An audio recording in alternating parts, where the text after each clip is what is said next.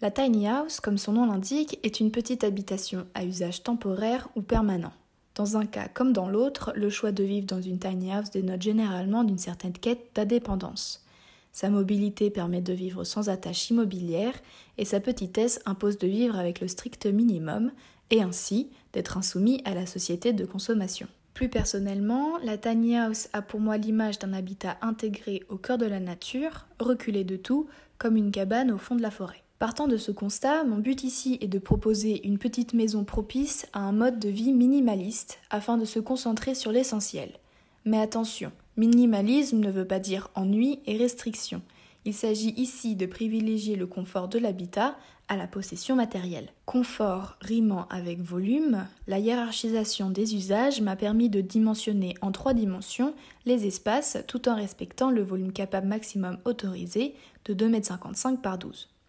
L'espace en trop, des pièces aux usages secondaires comme l'espace de repos ou celui de l'hygiène, est alors redistribué dans le lieu de vie, car proportionnellement plus occupé dans la journée. De l'extérieur, cette répartition aboutit à une forme quelque peu chaotique, mais ludique. À l'intérieur, pour intensifier la sensation des différents volumes, j'ai traité les ambiances lumineuses des pièces en accord avec leur espace. Plus la pièce est grande, plus elle est lumineuse, plus elle est restreinte, plus elle est sombre. Les matériaux ont alors été choisis pour répondre à cette contrainte et pour leur éco-responsabilité. Quant à la structure, elle est en bois de Douglas. Le parement extérieur en MLSVI a une trame très serrée pour une meilleure lecture des volumes.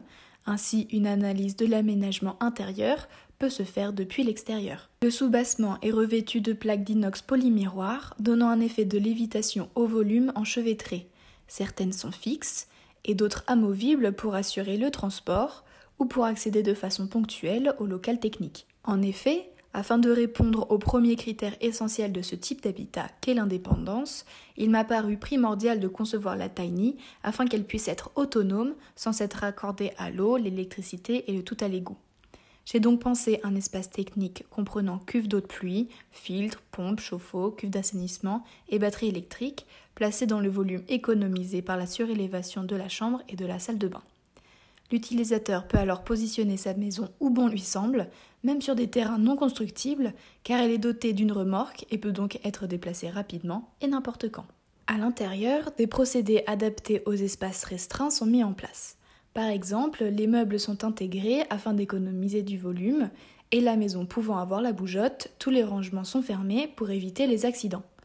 De plus, un grand miroir sur le mur aveugle permet de multiplier par 2 l'espace visuel, finalement tout aussi important que l'espace physique. Les transitions d'un espace à un autre sont notifiées d'une tôle d'acier noir afin de souligner les épaisseurs, rythmer la déambulation et cadrer la trajectoire visuelle. Enfin, pour profiter d'un espace infini, il suffit de passer la porte vitrée. La terrasse à fleur du plancher rend la nature accessible en une foulée. Ainsi, cette maison répondant à un mode de vie minimaliste pourra répondre aux besoins d'1 à 2 personnes qui souhaitent se ressourcer, se mettre au vert, loin de l'agitation et de la surconsommation de la ville, comme pour des citadins en plein exode urbain, un écrivain en retraite ou même un youtubeur en digital détox.